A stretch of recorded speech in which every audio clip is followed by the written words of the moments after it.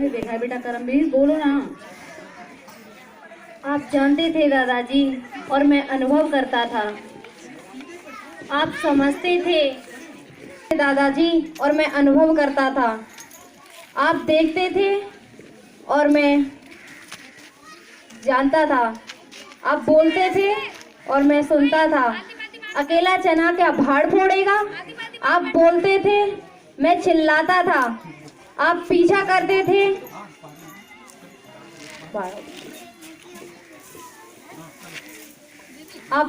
मैं बोलता था, आप बोलते थे अकेला चना उड़ेगा। परंतु आज दादाजी आप इतने बुजुर्ग हो गए हो दादाजी, इतने बुजुर्ग हो गए हो कि ना आप देख सकते हो, ना आप बोल सकते हो, ना आप सुन सकते हो दादाजी, ना आप सुन सकते हो। मेरी मुहिम, मेरा जोश, मेरी ताकत, मेरे जीवन का उद्देश्य, मेरा सपना, लगता है सब कुछ छूट जाएगा दादाजी। सब कुछ सूना रह जाएगा। नहीं बेटा, रोते नहीं है करमवीर। जहाँ भगवान एक दरवाजा बंद करता है वहीं दूसरा दरवाजा जरूर खोलता है बेटा। ऐसा नहीं कहते हैं करमवीर, जहाँ भगवान एक आंख बंद कर देता है तो दूसरी आंख जरूर खोलता है बेटा। करमवीर नहीं बेटा, ऐसा नहीं बोलते। भगवान के यहाँ देर है अंधेरी नहीं। कोई ना कोई फरिश्ता जरूर आएगा बेटा, जरूर आएगा। करमवीर रोते नहीं, जरूर आएगा। दादाजी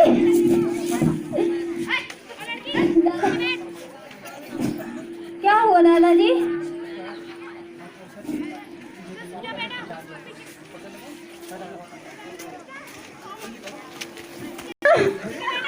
जा मेरा करमवीर, पर्वत जैसी ऊंचाइयां चढ़ रहा हूँ।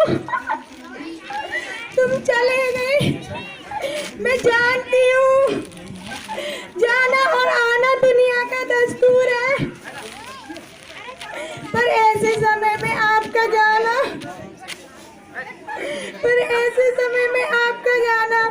एक बच्चा के आगे। निराला जी,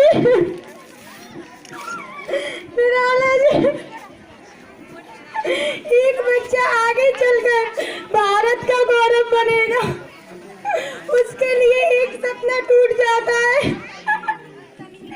निराला जी, कुछ तो बोलो।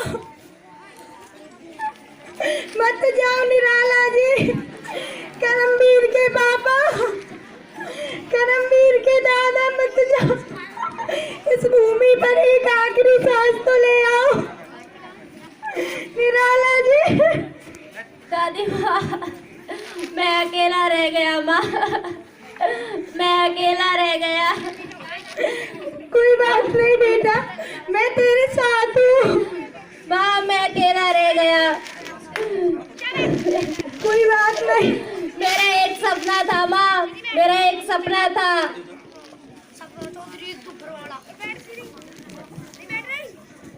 मेरा एक सपना था माँ कि मैं इस गांव को साफ करूं, जिसे लोग इसलिए छोड़कर चले गए कि यहाँ के लोग अपने घरों के सामने गंदगी एकत्रित कर लेते हैं, इसलिए वो इस गांव को छोड़कर चले गए। मैं चाहता था कि ये गांव उस शहर से काफी स्वच्छ दिखाई दे माँ, लेकिन मेरा सपना। कोई बात नहीं, मैं तेरे साथ हूँ ना। जब वो लोग पढ़े लिखे इन गलियों से निकलते थे तो या तो उन्हें हाथ रखकर मुंह पर निकलना पड़ता था, नहीं तो रुमाल से मुंह ढककर निकला करते थे। और जब ज्यादा गंदगी होती थी तो वो रास्ता ही बदल लेते थे। फिर क्या हुआ? दूसरी साफ गलियों से निकल जाया करते थे माँ। तब मैंने इस मुहिम को छेड़ा कि मैं इस गांव को स्वच्छ बनाऊंगा, साफ बनाऊंगा। मैंने इस गांव को गोद ले लिया, लेकिन यहाँ के लोगों ने तो कसम खा रखी थी कि हम नहीं सुधरेंगे, हम नहीं सुधरेंगे। मैं अकेला नहीं था, क्योंकि मेरे साथ दादाजी थे और वो जाया करते थे, गलियों में जाते थे, हम दोनों सफाई करते थे और दादाजी कहते थे कि ये साफ हो गई। फिर उसके बाद उस गांव की प्रत्येक स्वच्छ गलियों में वो निकल कर जाया करते थे और उन गांव की गृह स्वामिनियों और बुजुर्ग माताओं के चरणों में गिरकर भीख मांगते थे कि अपने घरों के सामने कूड़ा मत डालना। क्या हुआ?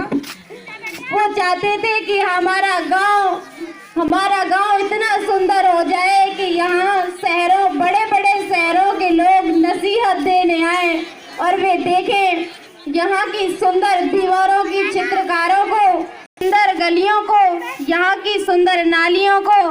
पर यहाँ के लोगों ने तो जैसे कसम खा रखी थी न सुधरने की। मेरा एक सपना यही था, मैं दादाजी के साथ इसलिए सुबह ही गांव को निकल जाया करता था और हम साफ सफाई करते थे। यहाँ तक कि प्यारी माताएं मुझे अपने हाथों से खाना भी खिलाया करती थी। माँ,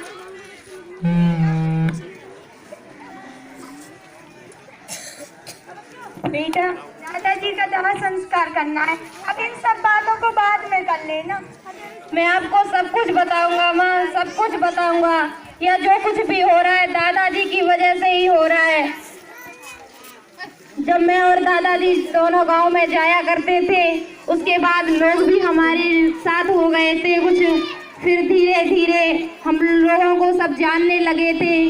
दादाजी हुक्का पीते थे और मैं दीवारों पर चित्रकारी करता था